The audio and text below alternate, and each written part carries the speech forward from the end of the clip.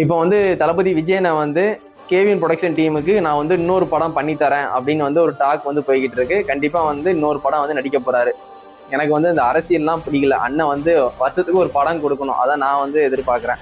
இப்போ அவரே வந்து சினிமாவுக்கு வரேன்னு சொன்னது உண்மையிலேயே வந்து ஒரு நல்ல விஷயம். இந்த மாதிரி வந்து படம் வந்து லீக் அவுட் ஆயிடுச்சு, அதனால வந்து இன்னொரு படம் பண்ணித்தரேன் அப்படின்னு சொல்லும் போது அட்லி டைரக்ஷன்ல வரதான் ஹைலி சான்ஸ் இருக்கு.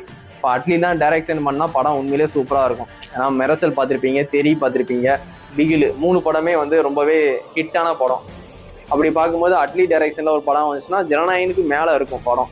அதனால வந்து விஜயனை வந்து இந்த எலெக்ஷன்ல வந்து ஜெயிப்பாங்களா தோப்பாங்களான்னு தெரியல. ஆனா வந்து ஒரு படம் வந்து பண்ற மாதிரி கன்ஃபார்ம் ஆயிடுச்சு. அதனால வந்து நான் வந்து விஜயனுக்கு ஒரு சினிமா ஃபேன் தான், அரசியலா எனக்கு பிடிக்காது, நான் டிவிக்கே சப்போர்ட் பண்ண மாட்டேன்னு சொல்லிட்டு அந்த உறுப்பினர் கடை கூட கிழிச்சு போட்டிருப்பேன்.